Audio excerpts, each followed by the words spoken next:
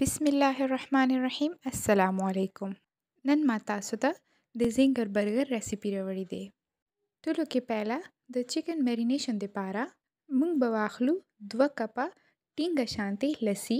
که تاسو سره لسی نه وي موجوده تاسو 2 کپ په یعنی ماسته هم بلندر کې ویل شي او هغه استعمال کولی شي. دی لسی سره چکن کې دنه پورې ډیر زیات خسته او بالکل تقریبا KFC په شانتي خوند راځي. بیا به دې نه بعد مونږ دکې مصالې واچو. یو وړه کشوغه سور مرچ، یو وړه کشوغه مالګه، یو وړه کشوغه تور مرچ او یو وړه کشوغه اوریګانو. بیا به مونږ دا پوډر والے اجزا یعنی مصالې ټولو به ښې طریقې سره مکس کو چې دې کې ګټلې جوړې نشي. بیا به مونږ دکې واچو یوه وړه کشوغه ادرک لسن پیسټ. تاسو کور کې هم ادرک لسن پیسټ جوړولی شئ خو دلته ما اساني لپاره دې کې د بازار والے واچولو. بیا دې کې به مونږ واچو 2 وړې کشوغې سویا ساس او بیا اخیره کې دې کې به مونږ واچو یو نیمبو یعنی نیمبو والے رس. دې ټولو اجزا سره دې کې تقریبا KFC په شانتي خوند راځي. هغه خو خپل یو سیکرټ ریسیپي دی خو مونږ ته د ولې د قریبي ریسیپي جوړولو طریقه ملاوه شوې ده. اوس به مونږ واخلو چکن. ما دلته کې د شپږ برګرو لپاره چکن اخیستی دی. تقریبا ما 3 برست پیس یعنی د سینې والا حصہ اخیستی ده او لږ شانتي می د بلن مدد سره ویلی ده. د ویلو سره بو دا لږ شانتي نری شي او دی ولې ټیشوز بو کلاو شي. دی سره بو د کې دنه پورې بو میرینیشن ناوزی او هغه بو ډیر خسته فلیور ورکوي. تاسو د چرګ ولې تھای یعنی پتون ولې حصہ هم استعمالولی شئ. هغې نه اډوکې اوباسئ او هغې استعمال هم زینګر کې کیږي. ما میرینیشن تقریبا 2 غنټو لپاره فریج کې کیښلو. اوس دلته کې زه جوړم کوټینګ یعنی اپاسه ولې لهر. ټولو کې پهلا ما دلته کې یو زیپ لاک بیگ واخیستو. تاسو ساده لفافه هم اخیستلی شئ او دې کې ما تقریبا 2 کپ ساده اوړه واچولو. بیا ما دې کې وړې وړې کشوغې مالګه، سور مرچ او تور مرچ واچولو. دې سره به د کوټینګ کې هم فلیور اډ شي. بیا دلته کې ما تقریبا 3 سے 4 چمچ کارن فلور استعمال وکړو. که تاسو سره کارن فلور نشته وي تاسو د وریجې اوړو هم استعمال کولی شئ. هغې سره هم ډیر خسته پاسنه یو کرنچي او کرسپي شانې ټیکسچر راځي.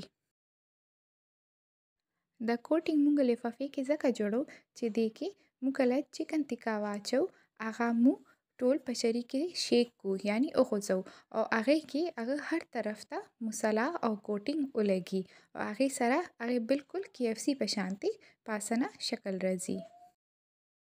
اوس دلته کې د ټول اجزا اچول نه بعد ما داسې د لفافه وغځوله او دې کې ننه مې ټول کوټینګ او ټول هغه مکسچر مکس کړو. اوس بل طرف ته مونږ به هغه ولې ساس جوړ کو. دې لپاره مونږ ته پکار ده 3 غټې کشوغې مایونیز. بیا به مونږ دې کې واچو یوه غټه کشوغه چیلی ساس. تاسو که ډیر زیات سپایسی خوړل غواړئ بیا تاسو دې کې چیلی ساس مقدار خپل مطابق زیاتول هم شئ. بیا به مونږ دې کې واچو 3 غټې چمچې کیچپ او بالکل اخیره کې مونږ د کې واچولو ګارلیک پاوډر یعنی د اوږې والے پاوډر. که تاسو سره ګارلیک پاوډر نشته وي بیا تاسو دې کې نیمه کشوغه شانتي د اوږې پیسټ هم اچولی شئ او دا مو ښې طریقې سره به مکس کو چې دې کې نه هم څه لمس یا ګوټلي جوړ نشي. د ساس تیار دی. اوس د ټولو کې ضروری حصہ او ضروری پارت راغلو. دلته کې مونږ به د چکن میرینیشن او پریپریشن کوو. د پریپریشن لپاره مونږ ته به دلته کې یو بل شی درکار وي. هغه به وي بالکل یخې د فریج ولې اوبو تقریبا مونږ ته نیم لیټر په شانتي پکارې دي. دې کې به مونږ واچو لږ شانتي آیس کیوبز یعنی واوره. تقریبا 15 سے 20 کیوبونه به مونږ ته پکارې وي. د یخو اوبو استعمال سره دی ولې کوټینګ به مونږ لاک کو یعنی فریز بکو. یو ځلی مونږ دا معدې کې ډیپ کو بیا به مونږ دا یخو اوبو کې ویو او دې سره بو هغه پاسه ولې یو لیر بوی یو څو سکندو ته فریز شي یعنی دې باندې بو ډبل کوټینګ یعنی دوه ځلې بو په دې اوړه ولې لیر ولګي هغه سره بو دې ولې پاسه ټیکسچر ډیر خسته کریسپي او مضبوط جوړیږي اوس دلته کې ما چرګې پیس راواخیستو او هغه داسې لفافې کې مې شیک کړو دا لفافې استعمال مو امدې دپاره کولو چې دې کې د پاسه کوټینګ چارو طرف ولګي بیا دې نه بعد دا وګورئ ما یخو اوبو کې دا واچولو دا یو څو سکندو ته پاسه ولې کوټینګ یې فریز شو او بیا ما واپس هغه میدې ولې کوټینګ کې وویلو دې سره د باندې اثرینه کوټینګ فریز شي یعنی جمع شي او دویم کوټینګ په آرام سره وخیږي دې کې بو تاسو فورن د کوټینګ کوي او فورن بو فرای کوي کې خللو ضرورت نشته دی ځکه چې دې سره هغه یخ کوټینګ بیا ګلاو شي او هغه دوړه کوټینګ خراب کی چې تاسو کړای کې د غوړي تیار وي بیا هغه ټایم کې د کوټینګ وکي او فورن د کړای کې ګرم آیل کې واچوي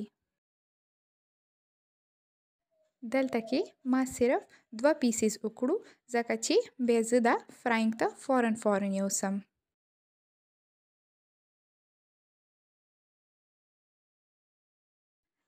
ما ولې 2 پیسونه تیار دي زه به اول تاسو ته همدا فرای کم او وبخیم د کوټینګ نه تقریبا یو څو سکندو بعد دا به مونږ فرای کو چې د پاسه ولې کوټینګ خراب نشي دلته کې ما غوړي پهله نه ګرم کړي دي تقریبا په میډیم یعنی درمیانه اور باندې او دې کې مې دا چکن تیکې واچولې دا به مونږ تقریبا 4 منټو ته امدې مخ باندې پرېږدو بالکل بو ورته لاس نه لګو ځکه چې مونږ کده بار اړو دې سره به دا کوټینګ خراب شي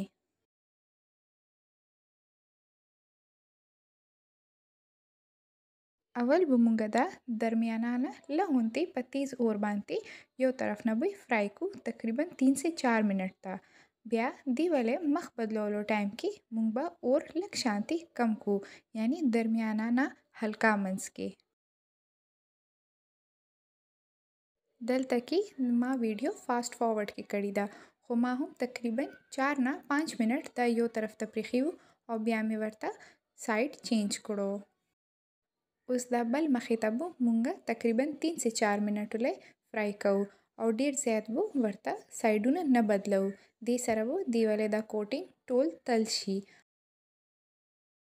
چې پاسه ولې کوټینګ مضبوط شي بیا به مونږ رو دیتا سایډ چینج کول شروع کو اوس دلته کې ما سره کړی کې ځای شته و ما ورکې دریم تیکا هم واچوله خو تاسو خپل مطابق دې کې پخول وکئ ما ولې هغه پهله ولې 2 تیکې پخې شوې او دا به زه اوس تاسې یو چاڼ مدد سره راواخلم او دې نه به پاسه ټول ایکسټرا آیل وباسم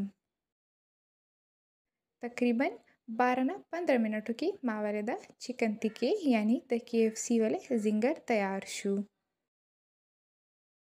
دا وګورئ رنګ یې بالکل مغه شانې او ټیسټ یې تقریبا مغه شانته دی اوس دلته کې دا ما یو په پیپر ټاول باندې یعنی کاغذ باندې راوبستو چې د پاسه ولې ایکسټرا آیل دینه هغه جذب کی اوس مونږ راغلو د برګر اسمبل کوونو یعنی برګر جوړولو طرف ته دلته کې ما واخیستو برګر بن هغه ساس د تیکې او لږ شانتي سلاد پتا اول به مونږه بن باندې هغه ساس ولګو بیا به په یو خسته هونته تیکا راوالو زنګر ولې داسې کېږدو پاسه به په سلاد پتا کېدو او د بل طرف باندې مونږه دی باندې هغه ساس ولګو تاسو خپل مرزي سره دیو کې کیچپ یا چیلی ساس او بل څه سبزي هم اډ کولی شئ خو اصلي زنګر کې صرف سلاد او پتا وي ځکه دلته تاسو ته شکون دپاره ما هم صرف سلاد او پاڼې استعمال کړی دی تاسو دې سره فرنچ فرایز یعنی آلو چپس هم جوړولی شئ ما هم لږ شانتې آلو ولې ګول چپس جوړ کړي دي دا ما دلته کې آلو چپس سره پریزنټ کړو د مزیدار شانتي زنګر برګر تیار دی امید لرم تاسو به ماورده ریسیپیز خوښیږي. داسې نورې ښایستې او ارزانه ریسیپیز دپاره زما چینل ته سبسکرایب کړئ او خپلوانو سره یې شیر کړئ. ډیره مهرباني.